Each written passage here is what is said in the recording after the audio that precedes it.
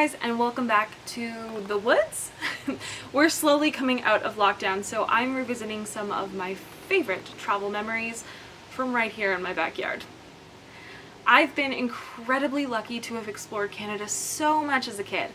Over my life, I've traveled across the country probably a dozen times, and well, Northern Ontario has always been one of my favorite places to travel, except I've only traveled through it rather than having the chance to stop at some of these amazing places along the way. That all changed last summer when I took an epic hiking and camping road trip and actually got to stop and explore beautiful Northern Ontario. The trip took 10 days, but I'm sure I could have spent at least 30 hiking and checking out the different parks and swimming in Lake Superior.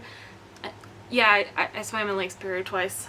Not gonna lie, it was freezing both times. Oh, and if you want a full list of where to go and where to stay with a map, I have a blog post that's listed in the description box below. So instead of an itinerary, I decided to list 20 places that you've got to see for yourself in Northern Ontario. And fair warning, there are a lot of roadside attractions and waterfalls on this list. Number 1, Chippewa Falls. If you were going to guess the halfway mark between the east and the west end of the Trans-Canada Highway, I bet you wouldn't pick Chippewa Falls as the center. This roadside waterfall is a great place to stretch your legs as you head north, but it also marks the halfway point for Canada's longest highway. So you just gotta visit. Number 2, the Big Nickel in Sudbury. If you're on a road trip, you've got to stop at a roadside attraction. It's in the rules. The Big Nickel in Sudbury is not only massive, but it pays tribute to the mining history of the city, and yes, it's basically just a giant nickel, but nearby you can check out Dynamic Earth, which is an interactive geological museum, and Science North for some cool fun activities for kids and kid-like adults. Me. Number 3, the A.Y. Jackson Lookout.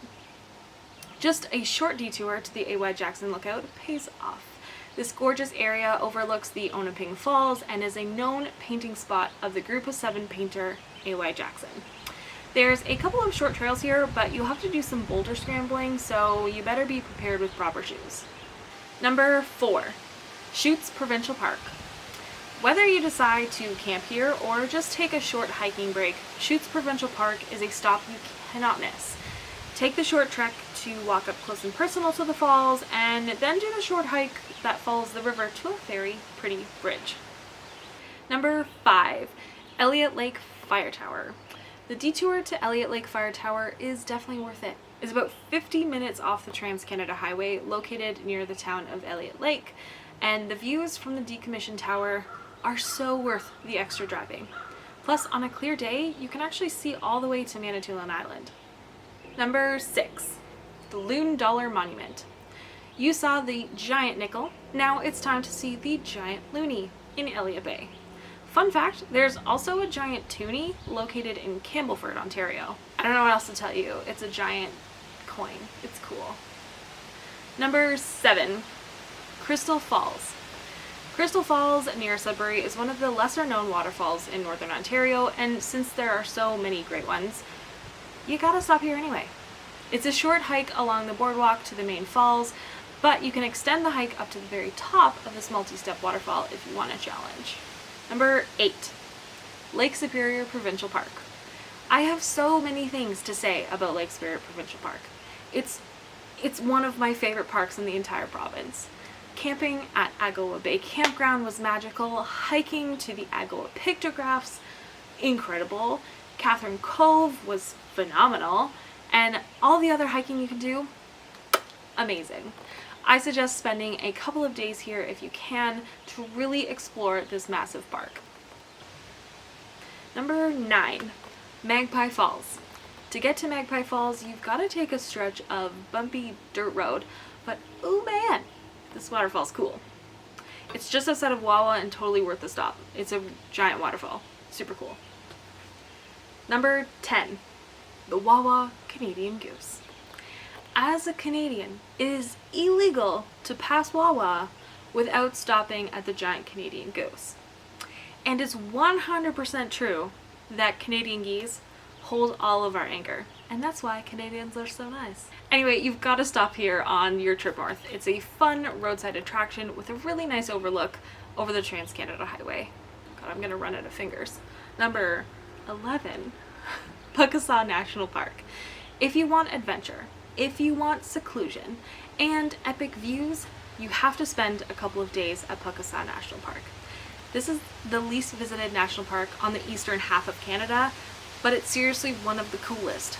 If you love hiking, make the trek to White River Suspension Bridge. It's an 18-kilometer round trip, and it takes you through some epic northern Ontario landscape. Number 12, Agua Saban Falls. For a quick stop off the Trans-Canada Highway, Agua Saban Falls packs a punch. This 100-foot waterfall rushes into a gorge, creating this like incredible roaring sound. And getting to the falls is super simple. You just follow a boardwalk until you get to the overlook. So great. I love easy roadside attractions. Number 13, Rainbow Falls Provincial Park. So Rainbow Falls has two sections, and I suggest stopping at both. The northern section is where you can hike a short distance to the actual Rainbow Falls, and the southern portion has this awesome place to sit along the shore of Lake Superior. Number 14, Nipigon Lookout Tower. So funny story about the Nipigon Lookout Tower. When we were there, it was raining, and we decided to climb this metal structure. It was windy, and we weren't at the top for very long because suddenly there was this huge clap of thunder, and we ran down faster than you can say, "Don't stand on a metal structure during thunderstorms." Anyway, you gotta visit, but preferably not in a thunderstorm. Number 15, Wimet Canyon Provincial Park. Wimet Canyon is a 100-meter deep, 150-meter wide, naturally forming scar on the earth made by glaciers and erosion. So it's kind of hard to even comprehend how deep this gorge is. And yet on the floor of the canyon, you'll find these Arctic plants that survive in this like mini ecosystem. The trail is super short, it's just a kilometer, and it takes you to 2 viewpoints over the canyon and across a little bridge. Number 16, Pigeon River Provincial Park. Pigeon River sits right on the border between the United States and Canada. It's the last place to stop before crossing the border, and there are several trails here, but I suggest hopping on the High Falls Trail.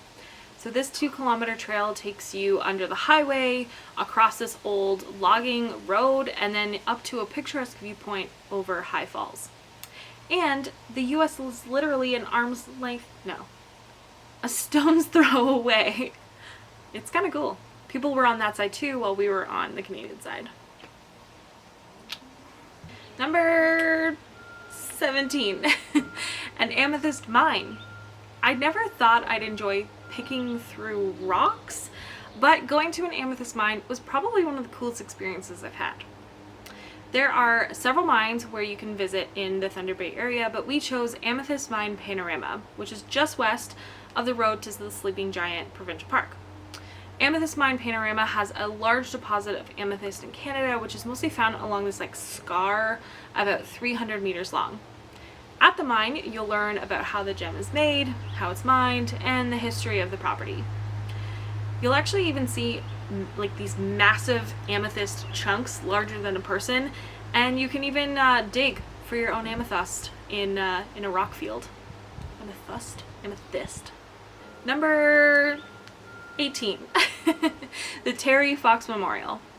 So Terry Fox is a Canadian hero with a capital H. His leg was amputated after being diagnosed with cancer, and then in 1980 he ran across Canada to raise money for cancer research. But halfway across his journey outside of Thunder Bay, he was forced to stop because he found out his cancer had spread. So he died about a year later at the age of just 22. The memorial outside of Thunder Bay is a perfect way to honor his legacy. The monument also offers breathtaking views of the Sibley Peninsula, which is the Sleeping Giant. Number 19, Kekabeka Falls Provincial Park. Kekabeka Falls is enormous, and I understand why it's called Niagara of the North. The falls are located inside Kekabeka Falls Provincial Park, which is adjacent to a town with the same cool name. It's an accessible park with huge boardwalks around both sides of the gorge, so you get optimal viewing of this 40-meter drop of the waterfall. It's also a pretty neat place to camp if you prefer. And finally, number 20, Sleeping Giant Provincial Park. So Sibley Peninsula juts out into Lake Superior and is most known for its massive rock formation, aka the Sleeping Giant. Sleeping Giant Provincial Park offers more than 100 kilometers of trails that weave around this entire peninsula. If you get the chance and you feel up to it, you should definitely tackle the top of the Giant Trail. It's about 22 kilometers in and out and was probably the most mentally exhausting trail I've ever done. The first 7.5 kilometers of the trip were on this flat but rocky trail wide enough for a car, but there's not a lot to see on that stretch of trail. But the hard part of the trail is only 1.5 kilometers long, but it basically like switchbacks up the back of the Giant. But the views from the top, oh man, can't beat it. The rest of the park is nice too, but I didn't love the campground, but the views over the lake were beautiful. Have you been to any of these incredible places? I'd be interested to hear your favorite, so let me know in the comments below. There's so much to see in Northern Ontario, so if you want to take a road trip through this beautiful part of the province, then check out the link below for a 10-day itinerary and a map. And until next time, catch you later. Bye. Good things grow in Ontario.